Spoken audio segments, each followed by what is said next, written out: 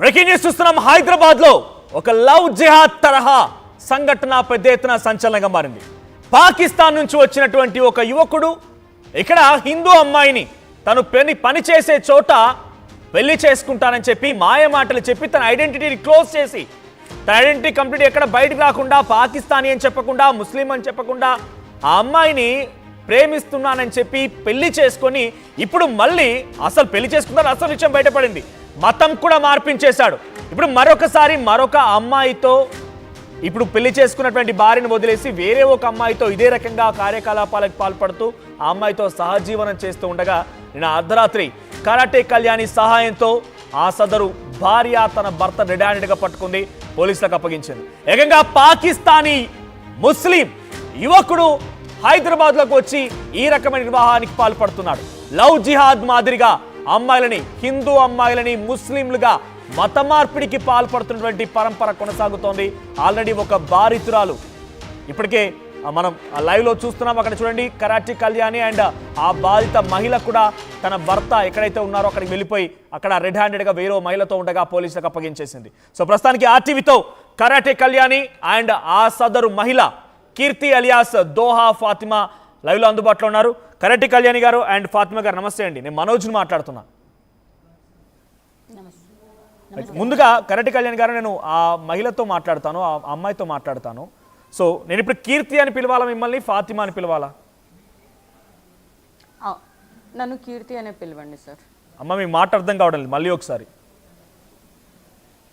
కీర్తి అనే పిలవండి sir. Right, okay. And ఇక్కడ మాట అంటున్నానంటే నేను యాక్చువల్గా మీరు కీర్తి అని పిలవమన్నారు కాబట్టి నేను లాస్ట్లో అడుగుదాం అనుకున్నాను ఈ విషయాన్ని.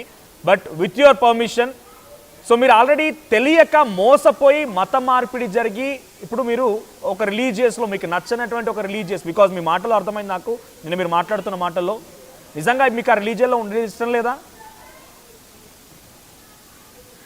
లేదండి, absolutely not. If I'm not wrong, చాలా పెద్ద తప్పు చేశాను.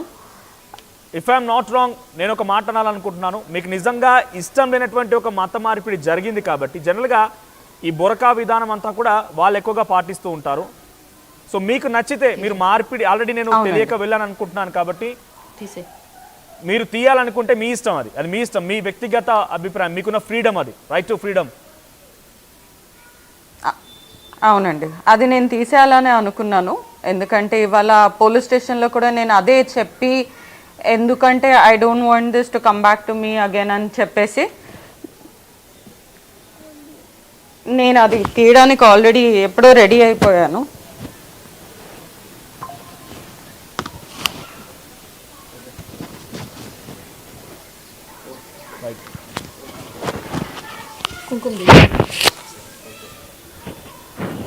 కళ్యాణ్ గారు మీతో మాట్లాడతాను నేను ఆలోపుగా. కరాటే కళ్యాణ్ గారు అసలు ఏం జరిగింది, మీ వరకు ఎలా వచ్చింది అంశం? అమ్మాయి నాకు తెలియచెప్పిందండి విషయం. అమ్మాయి అడిగింది, అమ్మాయి అడిగేసరికి ఇదిగో అమ్మాయి నన్ను సహాయం అడిగింది. సహాయం అడిగిన తర్వాత నేను ఎంత వివరాలు తెలుసుకున్నాను. చాలా వరకు క్లారిటీ వచ్చిన తర్వాత ఒకసారి, ఎందుకంటే మనం లైవ్ లో ఒక టీవీ ప్రోగ్రామ్ లో ఆ అమ్మాయి స్వయంగా తన ఇష్టపూర్వకంగా జరిగింది కాబట్టి ఇక్కడ తన గురించి మాట్లాడించే ప్రయత్నం చేద్దాం. ఇక్కడ ఏమైనా బలవంతం జరిగిందా? మీరు నిజంగా మీ ఇష్టపూర్వకంగానే మీకు ఈ మతం ఇష్టం లేదు, లేకపోతే నన్ను బలవంతంగా యువకుడు అలా చేయించాడు కాబట్టి నేను మారిపోయాను, ఇప్పుడు నాకు ఇష్టం లేదు, మీకు ఎవరైనా బలవంత పెట్టారా? కరాటే కళ్యాణ్ గారిగా నేనేమన్నా ఇబ్బంది పెట్టామా మిమ్మల్ని అలా చూడడం కోసం అని చెప్పి? లేదండి, యాక్చువల్లీ నేను మతంలో వెళ్ళడమే నాకు పెద్ద తప్పు. నేను మా అమ్మ చనిపోయినప్పుడు కూడా నేను లాస్ట్ రైట్స్ కూడా నేను ఫుల్ఫిల్ చేయలేకపోయాను. దీనివల్ల నేను అప్పుడే రియలైజ్ కూడా అయ్యాను ఇది నేను చాలా పెద్ద తప్పు చేశానని. కాకపోతే అప్పుడు లైఫ్, ఫ్యామిలీ, పిల్లలు అనుకున్నాను. బట్ దెన్ ఇప్పుడు I have no interest, I have no support, I have no faith in that religion and I think that religion is just fake అండి. సో మనం ఒక రిలీజియన్ని ఫేక్ అనడానికి కరెక్ట్ కాదు, బికాజ్ నేను కూడా అబ్జెక్ట్ చేస్తాను, ఎవరు రిలీజియస్ బిలీఫ్ వాళ్ళది. బట్ మీరైతే ఇప్పుడు మీరు మీ ఇష్టం కొద్దే, మీ అభిష్టం కొద్దే మీరు మళ్ళీ కీర్తిగా మారిపోయారు, అంతేనా? అవునండి, అవునండి. అన్ని డాక్యుమెంట్స్ నా పేరు కీర్తి జగదీష్ అనే ఉందండి. రైట్. కీర్తి గారు, అసలు మీరు ఎక్కడ పనిచేస్తుండేవారు? మీకు ఈ ఫహద్ అనే వ్యక్తి ఎలా పరిచయం అయ్యాడు? ఆయన పరిచయం అయినప్పుడు మీకు పాకిస్తానీ అని ఐడియా ఉందా ఏమైనా? సార్ ఇప్పుడు ఒక కంపెనీలో ఒక ఆర్గనైజేషన్లో పనిచేస్తున్నారు అంటే వాళ్ళకి they will not have any ఇది కదండి, ఎలా సిటిజన్షిప్ ఏంటి అని అడగరు. కాకపోతే రీసెంట్ ఎంప్లాయ్మెంట్స్ అన్నీ మీకు ఆధార్ కార్డు, పాన్ కార్డు ఇవి ఉంటే మీకు జాబ్స్ వచ్చేస్తుంది, మీ ఎడ్యుకేషనల్ డాక్యుమెంట్స్ ఉంటే. కాకపోతే ఇప్పుడు అక్కడ ఆల్రెడీ ఒక తనకి జాబ్ వచ్చింది అంటే తన సిటిజన్షిప్ గురించి ఎందుకు క్వశ్చన్ చేస్తారో ఆ క్వశ్చన్ కూడా ఎలా వస్తుంది. ఓకే, తను ఎలా అప్రోచ్ అయ్యాడు మిమ్మల్ని అంటే అప్పటికే నాకు So, అలా ఎప్పుడు నాకేం డౌట్ అవ్వలేదు.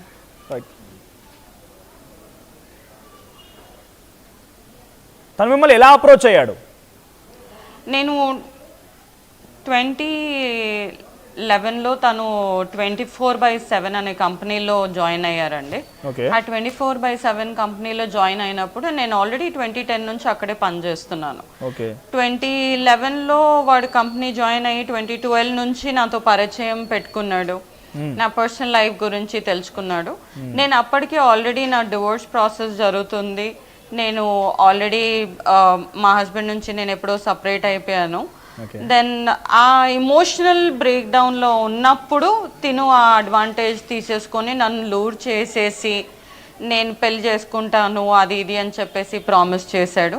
అవంతా చేసిన తర్వాత నేను కన్వర్ట్ అవ్వాలి అనే టాపిక్ మాత్రం 3 years ఆఫ్ రిలేషన్షిప్లో ఎప్పుడు ఏం చెప్పలేదు.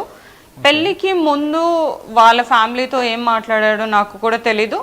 అండ్ దెన్ వాడేమో నువ్వు కంపల్సరీ నువ్వు కన్వర్ట్ అవ్వాలి, అప్పుడే నేను పెళ్లి చేసుకుంటాను, లేకపోతే అప్పటిదాకా నన్ను వాడుకున్నాడు, నా డబ్బులు వాడేసుకున్నాడు అన్నీ చేసేసి తర్వాత ఇప్పుడు నువ్వు కన్వర్ట్ అవుతేనే నేను పెళ్లి చేసుకుంటాను, నువ్వే కాదు నీ కూతురు కూడా కన్వర్ట్ అవ్వాలి, నువ్వు కన్వర్ట్ అవుతేనే నీ పెళ్ళి అవుతుంది అని చెప్పి నన్ను బలవంతంగా కన్వర్ట్ చేయడమే కాకుండా వాళ్ళ ఫ్యామిలీలో ఇప్పటికీ యాక్సెప్టెన్స్ లేదండి నేను కన్వర్ట్ అయ్యి వచ్చానని చెప్పి.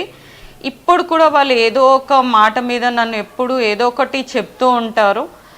ఫహద్ అనే వ్యక్తి కూడా ఇప్పుడు ఎవరైతే మా హస్బెండ్ ఉన్నారో ఆయన కూడా నన్ను ఎక్కడైనా బయటికి తీసుకెళ్ళినప్పుడు ఏమైనా చేసినప్పుడు ఎప్పుడు నన్ను అంటూ ఉంటాడు, ఏంటి మీ టెంపుల్స్కి ఒక ప్లేస్ లేదా, ఒక క్లీన్ ప్లేస్ లేదా, మీరు ఎప్పుడు మోరీల మీదనే టెంపుల్ కట్టుకుంటారా అని, ఇక్కడ కాల్వాల్లో టెంపుల్స్ కట్టుకుంటారా, మస్జిద్ని చూడు ఎంత నీట్ ప్లేస్లో ఉందో, వాళ్ళకి ప్లేసెస్ ఉంది కానీ మీకు టెంపుల్స్కి కూడా మీకు ప్లేసెసే లేవు, మీ దేడ్లు అది ఇది అని చెప్పి చాలా మాట్లాడేవాడు. కాకపోతే ఇప్పుడు నేను కామ్గా తీసుకున్నాను, but now I'm not ready to. Keerthi గారు, మీకు 3 years అంటే మీరు 2012లో పరిచయం అయ్యారన్న తర్వాత 3 years పాటుగా మీకు ఏ రోజు కూడా ఆయన ముస్లిం అని కానీ ఇటువంటి రిలీజియస్ ఇష్యూస్ పైన మాట్లాడినట్టుగా అనుమానం ఇప్పుడు కలగలేదా? ఎలా అప్రోచ్ అయ్యేవాడు మిమ్మల్ని?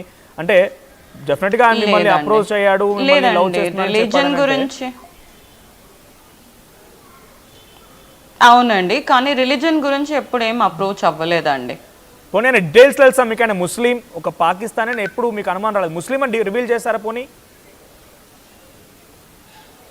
ముస్లిం అని తెలుసు, పేరుతోనే తెలిసిపోతుంది కదండి. అవును, ఓకే. పాకిస్తానీ అని ఎక్కడ కూడా రివీల్ చేయలేదు? పాకిస్తానీ అని మాత్రం ఎప్పుడు ఎక్కడ ఏది రివీల్ చేయలేదండి. ఓకే. ఫస్ట్ హస్బెండ్ తో డైవర్స్ ఎప్పుడు కన్ఫర్మ్ అయింది? అది వాళ్ళ ఫ్యామిలీ కాన్వర్జేషన్స్, అది 2016 ఫిబ్రవరిలో అయిందండి. ఓకే. మీ మ్యారేజ్ అయింది ఎప్పుడు? అంటే ఫహద్ తో మ్యారేజ్ అయింది ఎప్పుడు? ఆగస్ట్ 2016 అండి.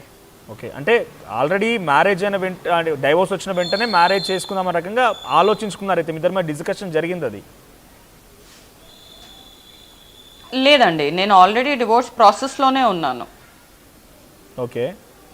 అంటే అక్టోబర్ 2016 ఆల్రెడీ నేను ఫస్ట్ డివోర్స్. ఇన్ఫాక్ట్ నేను తనతోని 1 year, నేను ఎక్స్ హస్బెండ్తో 1.5 year 2 years కన్నా ఎక్కువ లేదు. దాని తర్వాత నాకు ఫిజికల్ హరాస్మెంట్స్ వల్ల నేను ఆల్రెడీ సపరేట్ అయ్యి నేను మా మమ్మీ వాళ్ళ ఇంట్లోనే ఉన్నాను. అప్పుడే నేను ఆల్రెడీ డివోర్స్కి కూడా స్టార్ట్ చేశాను, ప్రాసెస్ కూడా స్టార్ట్ చేశాను. ఆల్రెడీ 5 years సపరేట్ ఉంటే మీకు లీగల్గానే డివోర్స్ వచ్చేస్తుంది అని చెప్పారు. So I was already separated and I processed it. Okay. 2016 ఫెబ్లో మీకు డైవర్స్ కన్ఫర్మ్ అయితే 2016 అక్టోబర్లో మీకు మళ్ళీ మ్యారేజ్ అయింది ఫహద్తో?